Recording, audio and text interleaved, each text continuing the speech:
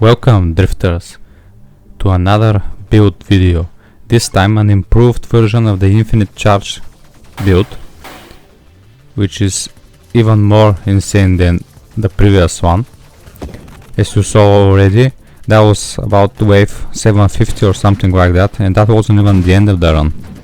So without further ado, before I get to the build itself, first off I'd like to thank this person for the original charge, infinite charge technique, mechanic, bug, and then this person for recommending that version of the build, as he has improved upon it substantially. Next off, I would like to thank that person for the recommendation as far as the voiceover goes, and I think this time around should be much better, and I'm looking for more feedback in the future as well. With this out of the way, we can continue to the build. First things first, obsession is definitely something you would want for this build. If you come across at any point of the run, it's always going to be worth taking.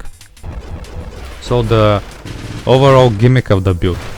First, we're going to utilize the Spectre body, so this way the late game is much more manageable. The main reason being, as opposed to the original infinite charged version of the build, is the late game shredder mines and the hammerheads and also the tracers are pretty problematic because they can't be deleted instantly by the mega damage, and that makes surviving much harder. Utilizing the Spectre body, neither the tracers nor the bulwarks pose big threats. Also, the hammerheads could be avoided to a much greater extent just utilizing Apotheosis on the Spectre body. The Temporal shield is taken mostly because of the shredder mines, because empowering the Temporal shield increases the odds of the overall survivability during shredder mine waves, because their projectiles have a higher chance to degenerate within your shield radius.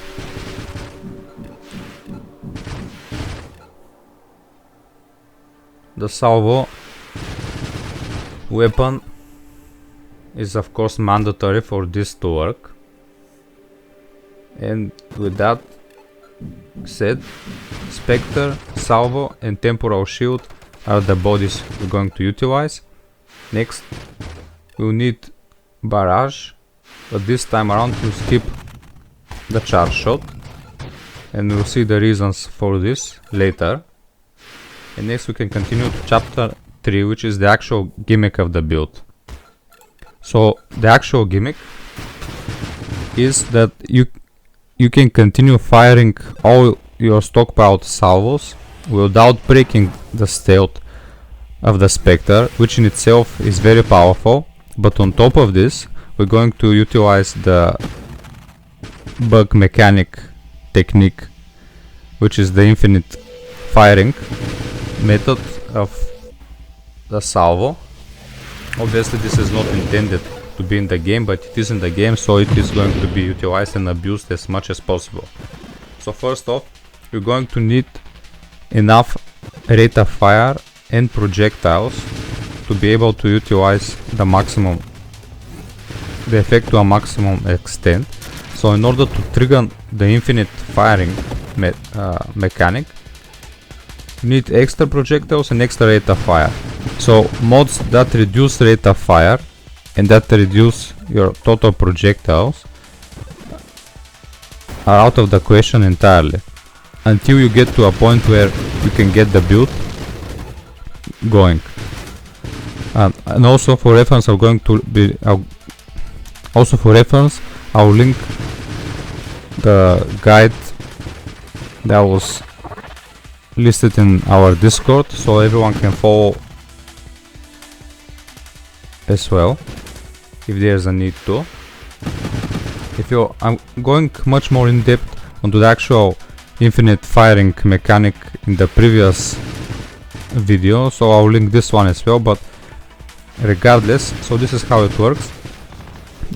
Once you've got enough projectiles and rate of fire, and you've got some missile stockpiled, it doesn't matter the amount, just wait a couple of seconds to stockpile a little.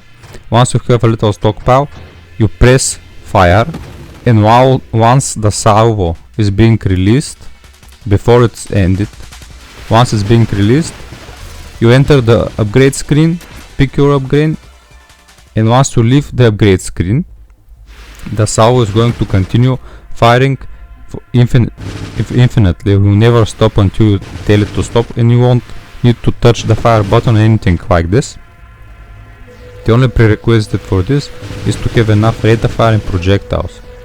There's no way to really know when you're going to meet the required threshold, so you likely have to try over and over again until you get it going. But before you get barrage, fusillade and all the rate of fire mods, it's likely that you won't be able to get it going, so there's no point of attempting at all to activate the infinite firing. So the best strategy for the early game is to entirely focus on acquiring all the weapon mods, rate of fire ones, burst fire, rate of fire, and fusillade. Now I'm only going to take targeting of all the targeting mods. I won't be getting convergence. The reason for it is because convergence actually reduces the rate of fire, but on top of this it provides extra projectiles, but we won't need those that much. The firing is good, but in the later game we're going to get calibration, actually calibrate, which is going to negate a lot of the needs for targeting. So this is how it works. You wait until you got some missile stockpiled, you start releasing the salvo. While the salvo is being released, you enter the upgrade screen, so obviously you have to have 1 or 2 levels stockpiled. While the salvo is being released, you just tap the button, you don't have to hold it, you just swipe like before. If this was the charged version of the build, you have to hold the fire all the time, but this time you just tap the fire, and while the salvo is being released, you enter the upgrade screen, you pick your desired mod, and once you've left the upgrade screen, the salvo should continue to fire indefinitely on its own without touching the fire button. If it doesn't, then you have to either try again, or you have to get more projectiles and rate of fire, which is likely what's necessary. Another important part of this is you have to have in the game settings, you have to have the setting that allows you to pick multiple levels, multiple mods when you got stacked levels in one go. You have to have this setting turned off, so each time even if you have a few levels stacked up, each time you level up, you need to go back to the game screen, then re-enter back the upgrade menu.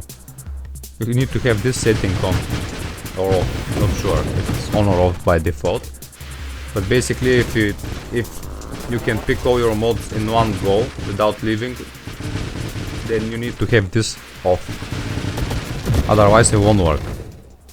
So to summarize, while firing the salvo, enter the menu, pick a mod, leave the menu, and it should continue firing on its own.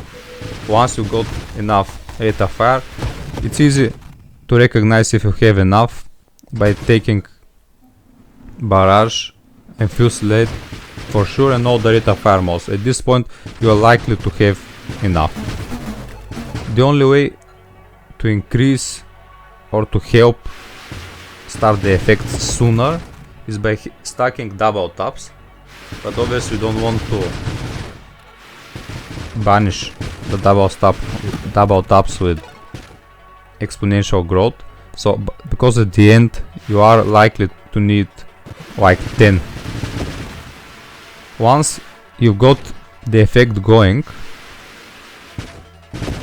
for each next mod that reduces your rate of fire, you're going to need to get double taps to compensate, otherwise the effect will stop. So if you start taking magnitude and those sorts of mods that reduce the rate of fire by 15%, you're going to need 2 double taps for each 15% rate of fire loss. So that's why stacking double taps is a high priority if you intend to get the build as far as you can. Research can help definitely, but I wouldn't recommend it, so I would just wait for a more lucky run where I get obsession early on.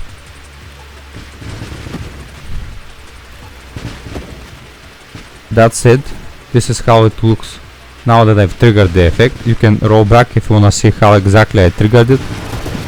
Now that I have enough projectiles and rate of fire, I just started the salvo, entered the menu, waited, picked my mod, and once I went back, the effect is on.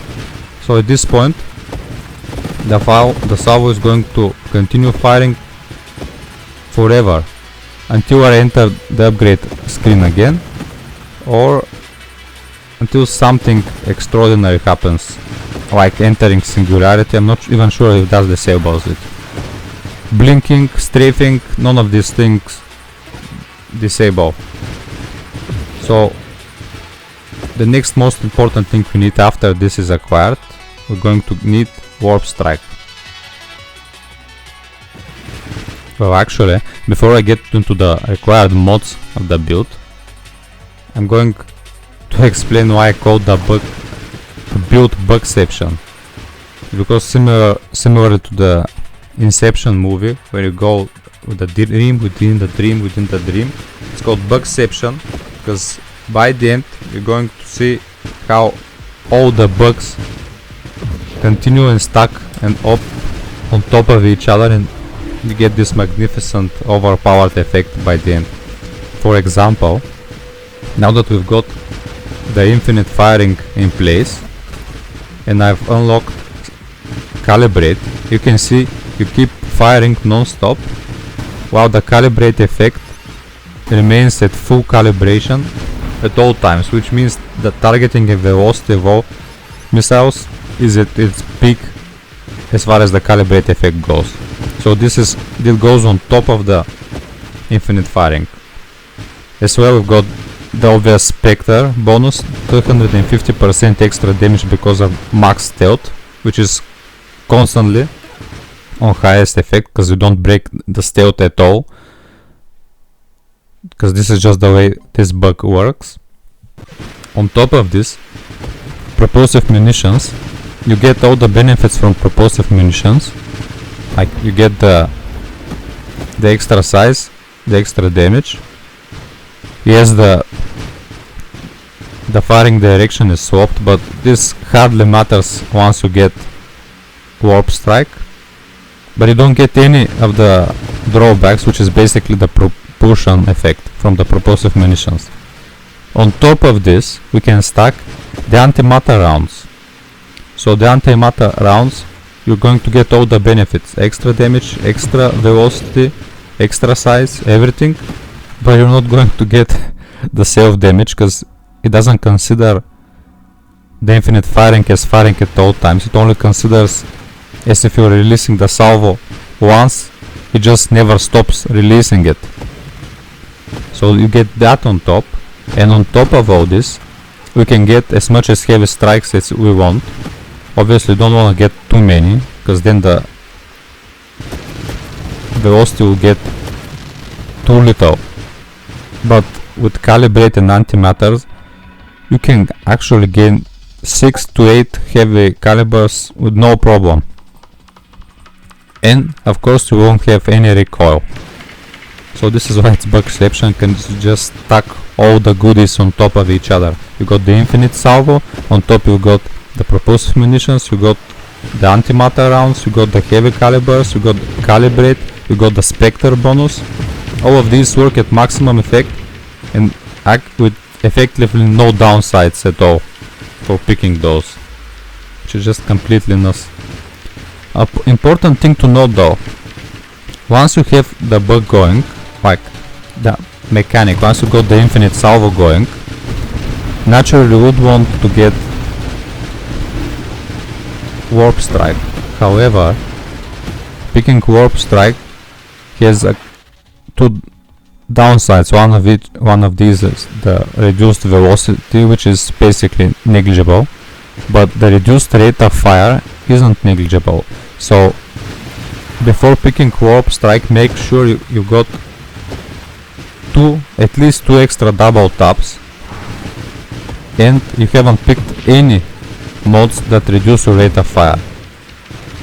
So basically all the mods you can get that improve rate of fire in projectiles besides conversion are enough to get the infinite firing mechanic going without any double taps. However, any other mod that reduces your rate of fire would require extra double taps, like warp strike or magnitude or splinter. All of these require two extra double taps to compensate. So I suggest first get the double taps and then get all these mods. And the most important of all the mods that reduce rate of fire is warp strike, especially for the later game. So that's it. You have to be very patient and maybe wait to the very late game to acquire everything you want. But once you have warp strike, you pretty much set with all the damage you would want to carry you to the mid to late game, and at this point you would want to focus down on your survivability. And there, you just saw me, I picked 5 heavy calibers due to the obsession and the stonks effect of explosive growth, so that's the maximum I'm going to be able to obtain by the end of the run because I banished it. But 5 heavy calibers is pretty insane at this point. Now I haven't taken any of the velocity mods yet, I think, and you can see the velocity is still pretty good at this point. That's due to the calibrate effect. Anyway, now next thing I'm going to go the next chapter, and now the next chapter is the differences between the infinite charged version of this build versus this Spectre build where it doesn't charge. Basically the most obvious thing is, by not charging infinitely, you can't get those massive big chunky missiles that one-shot everything. The problem with those chunk missiles was that some things that do happen that you don't one-shot get an insane knockback because of the missiles getting so big. They innately grow their knockback with them, and this can result in, let's say, accidents that you don't want or you don't anticipate. The other problem with the infinite charged version of the build, where I had before, is that it's very hard to survive the late game, mainly because of the tracer enemies, because you do one-shot all of those, but their hard shield guarantee that they fire off at least their first barrage of shots, which require you to have a much bigger mobility and in general luck in the late game. So that means you have to invest a lot in Strafe and all the mobility mods, which just dilutes the build. Next off, bullocks are most likely to get one-shotted with the charged version, so they don't that big of a problem. However, the hammerheads are a very substantial problem because they do start charging so quickly at you by the end that you can't really get rid and get away from the explosions as reliably as opposed to the Spectre, because the Spectre body Actually, while we are in stealth, the bullocks will never trigger their big attack. The hammerheads will never find you. They will continue charging, however they will never find you exactly. And the tracers will never fire their attacks, so that means all you have to do is wait a few seconds before their hard shields are off and the wave is finished. The biggest problem are the shredder mines at the end. Hammerheads and shredder mines are the biggest problem for this build in the very late game, but I would say the shredder mines are the top. They were a problem with the previous version of the charge version of the build, however I wasn't able to get that far into the late game to appreciate really what has the highest potential to end the run. And these are the shredder mines. So against the shredder mines, the temporal shield is your best bet. Obviously, I picked Maelstrom here, because why wouldn't you want? Once you got the shredder mines projectiles affected by Maelstrom and then they orbit around you within the temporal effect, they degenerate even quicker if you stay in one spot. If you start moving around, it might get a little bit dicey, but if you're at the same spot, it's even better. And that's the main difference. The main difference is that due to the stealth effect, a lot of the enemy behavior makes the whole thing much more manageable. You lose the big rockets, but the 250% extra damage from the stealth makes up for it entirely, and the reduced knockback actually makes fights also much more manageable. So visually and not as stunning as the charged version, like spectacle wise the charged version is much more better, but practically wise the Spectre version is just far superior to any infinite firing versions you can think of. The next thing I'm going to talk about is Strafe and Aegis mechanic with the Spectre body. I've talked about this a lot of the times, probably most of you know this by now, but some of you may not.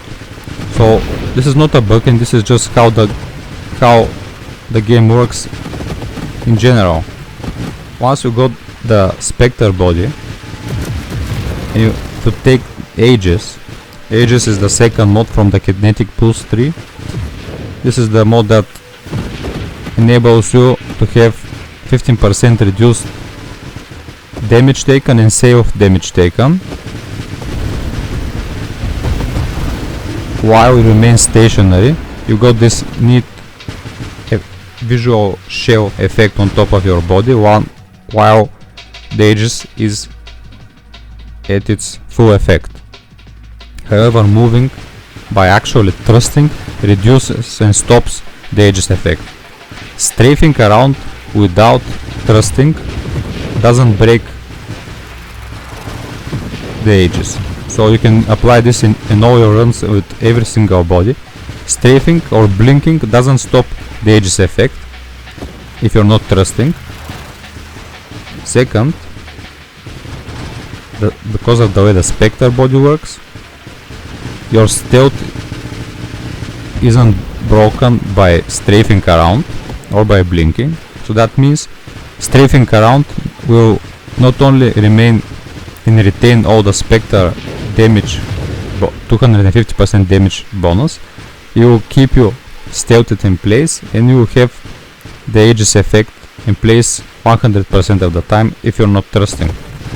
So just another neat little synergy that's not only useful and not only applicable to this build, but in general. Okay, now I will let you, I don't know, watch or skip till the next voiceover part. I will wait till I get to the late game and I'll continue explaining my thoughts about the defensive side of the build, which is basically mostly focused around the shield and some other mods. Also, at the end of the run, as usually, I'll have the build, the mod list and the build sheet ready and available on our Discord, as well as link for the build and the spreadsheet tool. So if you're interested in this, you will be able to use the resource as well. So it's fairly widely considered that the late game actually starts at about wave 240, 250, and the reason for this is, I think, the default zoom out of the camera, of the field, caps at about wave 240, I think. So by default we start at 100% field view, and by the time you get to wave 40, you're at the cap of the default zoom out, which is 140%. So if you wanna get beyond this point, you need to get far sights. And actually, any far sights you come across in this build are extremely useful as well. Anyway, I'll consider the late game starting at wave 240, 250, so I'll continue the discussion of the defensive side of things of the build once I've reached that wave.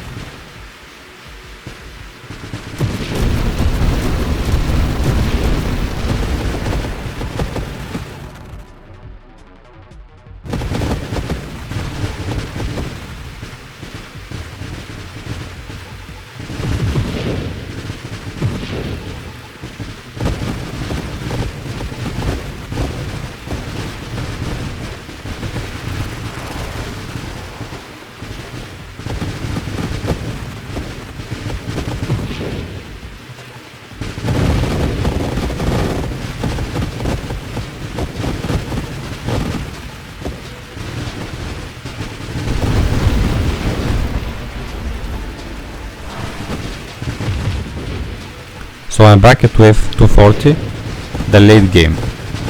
Now the late game, like I explained already, the biggest issues are the hammerheads, like as you can see here. They don't really start charging, but in the very late game they start charging controllably and so quickly that they cover like the whole screen everywhere. And it's really hard to dodge everything because you instantly delete everything and then explode all over the place. So you have to have a really good positioning. Anyway, and the shredder mines are the second biggest threat in the late game. And second in line with the hammerheads, however, like priority wise, I think you need to focus entirely your build on finding a way to survive the shredder waves for as long as possible, especially if you have multiple shredder waves one after each other and don't have enough time to recover the shields. It really gets very unpleasant. So, as is the original build suggestion, the temporal shield is the shield of choice for this particular reason, to be able to escape as many projectiles as possible. So the best way to improve upon this is obviously improve your shield. So there are several ways to improve the shield, and the stat you are looking for to improve the most, the actual stat you need to improve, is shield effect power. So the stronger your shield effect power, the quicker the projectiles within the shield effect are going to degenerate. So that means you need to take a look at all the mods that increase your shield effect power. I'll do a little mention of the galvanic outbursts here. So if you have obsession and you've acquired everything else and there's nothing better to take, you can pick a set of galvanic outbursts or multiple sets of galvanic outbursts as the very late game extension to the build. However, I would still prefer to pick a set of farsights over galvanic outbursts, but it's still a possibility, that's why I'm mentioning. I also picked bravado here, which doesn't do anything for us besides allowing us to reach a much high score in general. There isn't really any penalty for taking it, so the first available opportunity you got, just take it. Forward, the shield. So Sanctuary provides shield effect power, Omni Shield provides shield effect power, Tempest Blade provides the highest shield effect power, I think something like 30% extra. However, Tempest Break does not allow your shield to regenerate normally through its cooldown, which means as it gets lower and lower, you have to find a way to intentionally break it so that it recovers to full and it's ready for a Mind Shredder wave, which can get quite risky in the late game. However, the first combo I tried, Tempest Break plus Sanctuary, can actually work somewhat similarly to skipping the Tempest Break so that you are in favor of the cooldown. While the Sanctuary works much slower with a shield that small, it still works and recovers your shield roughly at about double the time as if you haven't taken Tempest Break and just rely on the pure 20% cooldown reduction from cooldown reduction mode. And on top of this, you can pick Gemini Protocol, which effectively increases the threshold for your shield to break by 50%.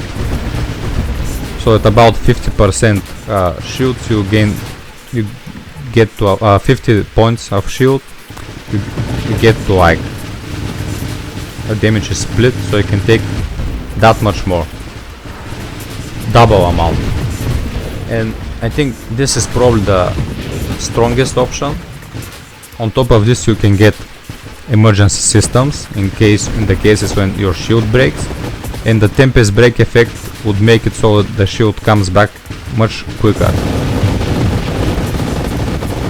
An important note or like question I got here is as far as efficiency goes.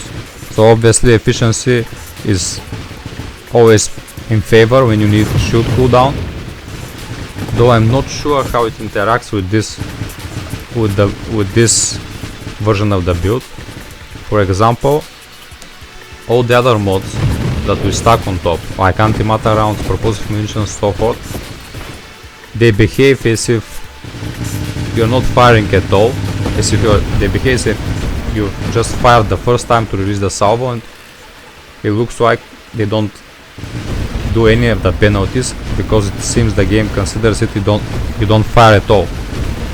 So in that sense, it seemed to me that efficiency would be a good choice, because the shield cooldown would remain reduced at all times, considering you're not firing.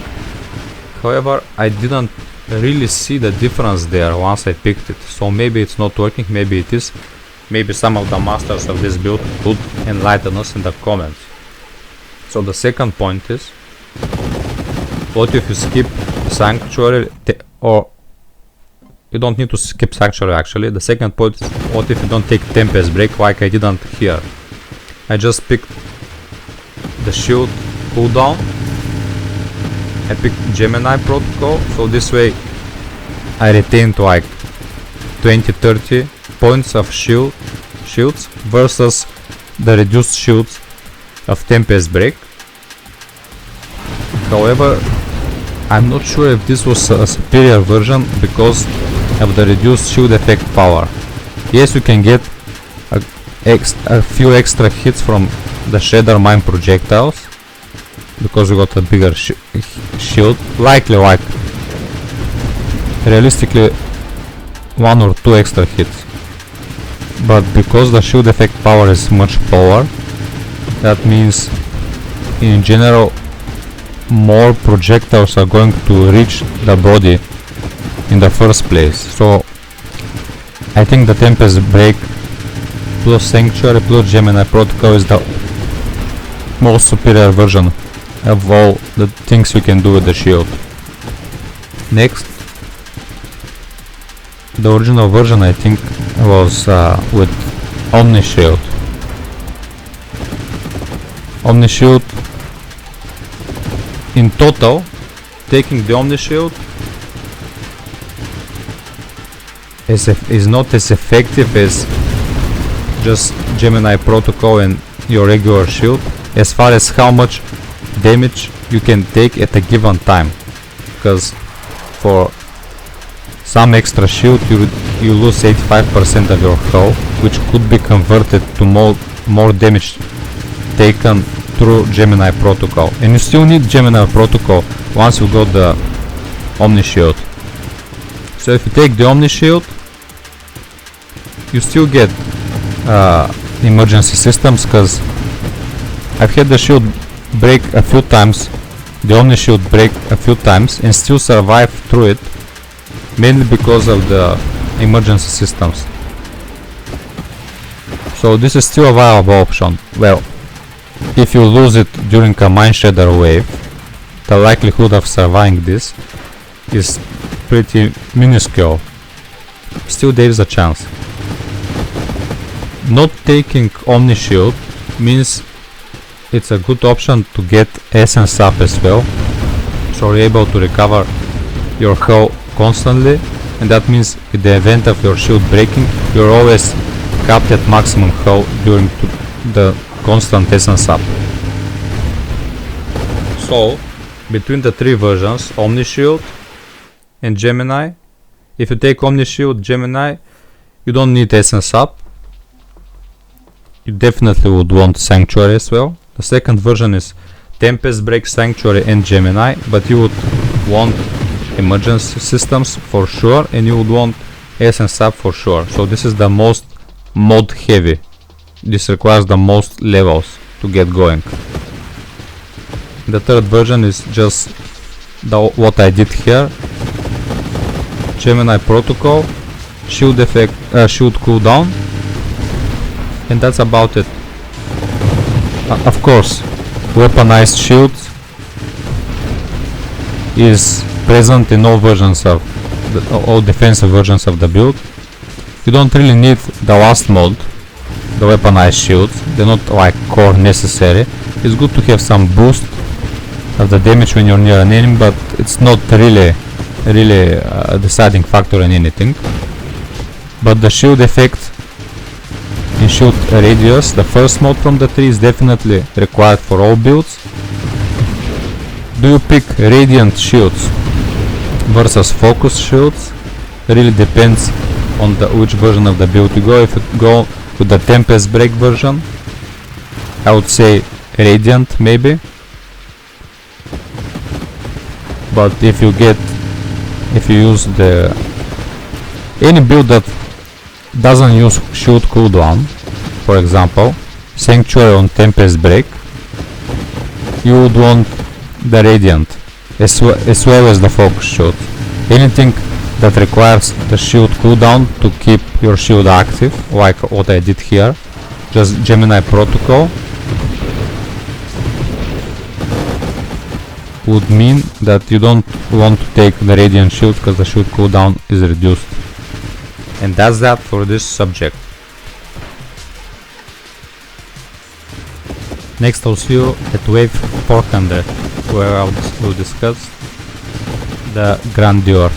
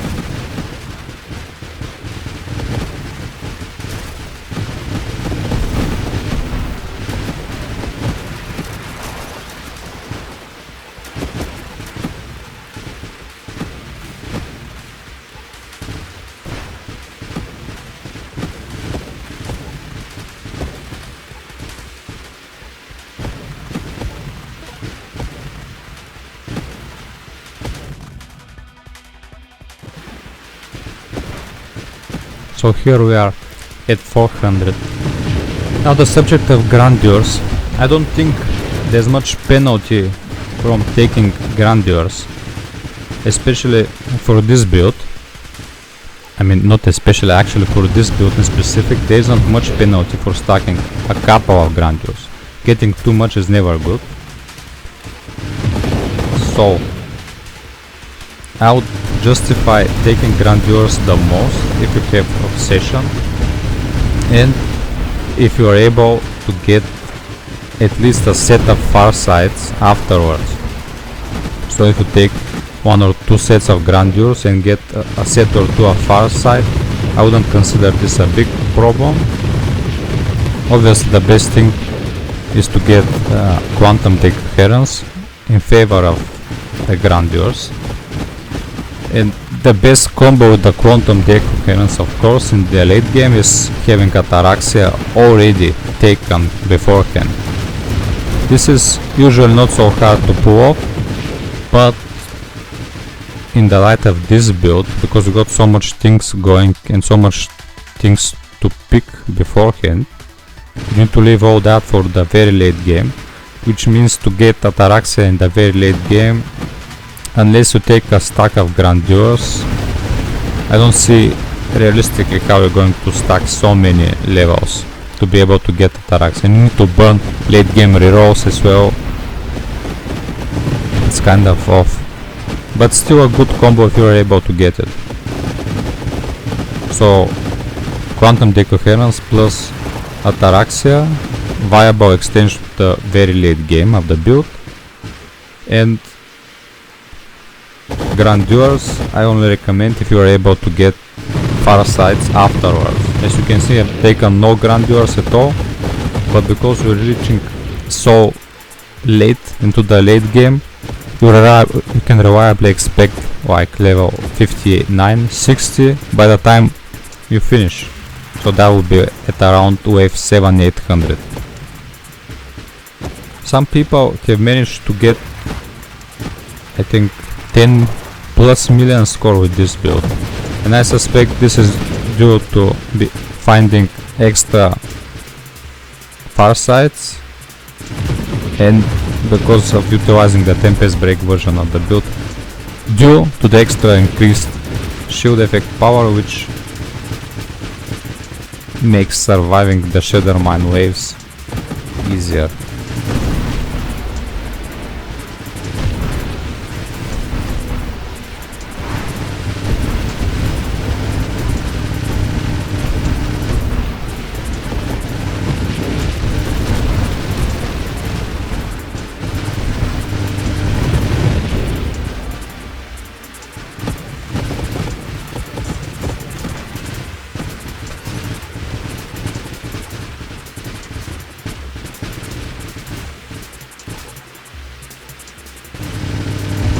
I'm mostly certain this build is going to get fixed, or it's already been patched for the next version of the game. This build, I mean this, yeah, all builds that utilize this bug system, the infinite firing, have been patched for the next version of the game. So make the most use out of it today. Anyway, what's interesting about the next version coming out is that we're going to get another mod that enables us to level up more. Something with a big downside like Grandeur, but with extra level. So there's going to be a new ultra rare, I think. Not sure if it was ultra rare or just rare, but a new mod called Challenger, which upon taking it, you are given 1 level to compensate for tanking said mod. However, taking that mod is going to spawn a much tougher version of an already existing wave, or a boss enemy, or like an empowered boss enemy. I'm not sure how it's going to work. I assume it's just going to be a much stronger wave, or like a boss enemy accompanied by extra allies, and I would think that would always be one of the empowered new alternative versions of the bosses. So upon completing this extra wave, definiting, you're obviously going to get much more extra XP, which I would assume is worth at least half a level or something like so, especially in the early game. And the reward is going to always be an extra power up spawned. So the new version is going to have 4 new power ups, or should I say in total is going to have 4 power ups. Currently we've got the reroll, but then we're going to have the armor fragments, boost power up, and I think the medi-charge from the guardian, like a healing power up, something like this. So this is what is going to be. And obviously if you had the challenger mod available currently for this build, that would be the perfect build for it, because you're going to get it everything, all the extra benefits from it for practically no downsides. But like I said, you're not going to be able to utilize this in the new version, because this is going to be fixed. So if you want to get your insane high score, now is the best time.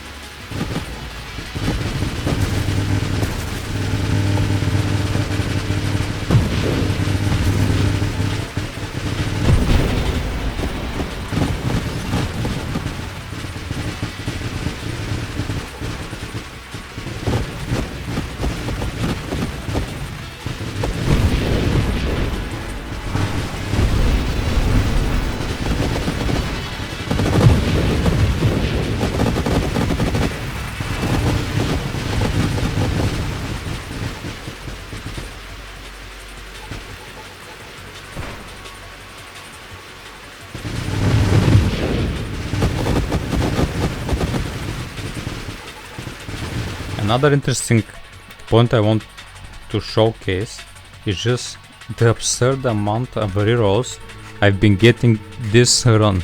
Like at this point, 17 rerolls. It's not like I haven't been spending any. I don't know, I don't think I've ever been able to acquire that many before.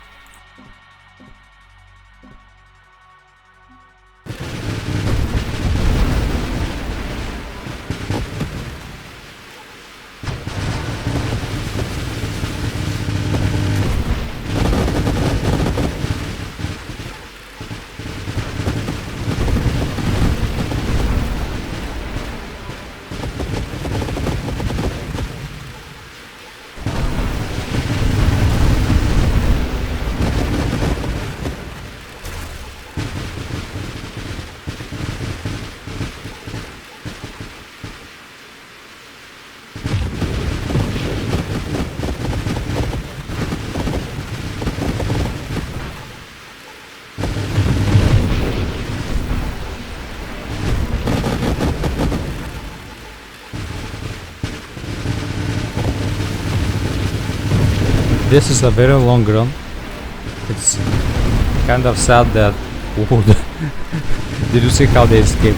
It's kind of sad that you won't be able to fully enjoy the ambience of the run, because I personally wouldn't, because of that obnoxious salvo effect. It's not obnoxious that much, but like the spam. It just gets to a point where it's just too spammy. And I remember during the run I was thinking about lowering the sound effects volume at some point, but I must have forgotten. Or I think maybe I was thinking that at the same time you won't be able to hear the explosions. So that's that.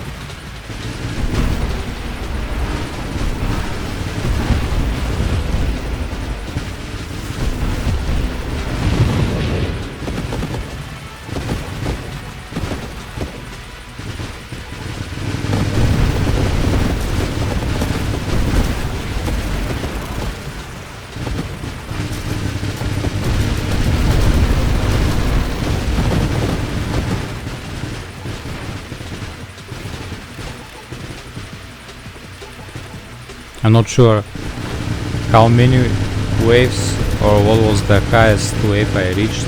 It was something 8. I mean during this run. I've had a much better run actually off screen. I didn't record with this build, my first attempt with this build. I did far much better, and I thought this version of the build is superior. Maybe I wasn't playing this way, or maybe I just didn't get that lucky in the late game. Anyway, what I was going to say is thank you for watching, thank you to all the people who are involved in this, like all the suggestions.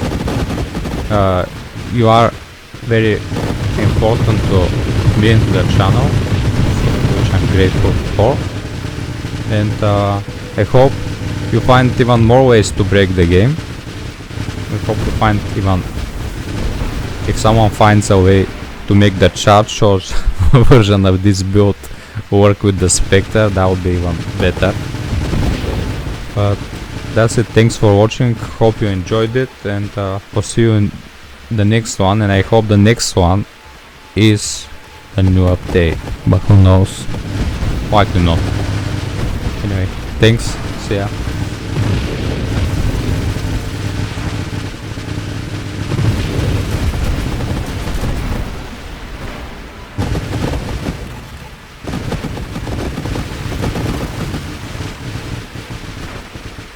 Also, don't forget all the build resources, the full mod list, the spreadsheet tool, the suggestion threads, the instructions, the links, the previous video, the charged infinite video.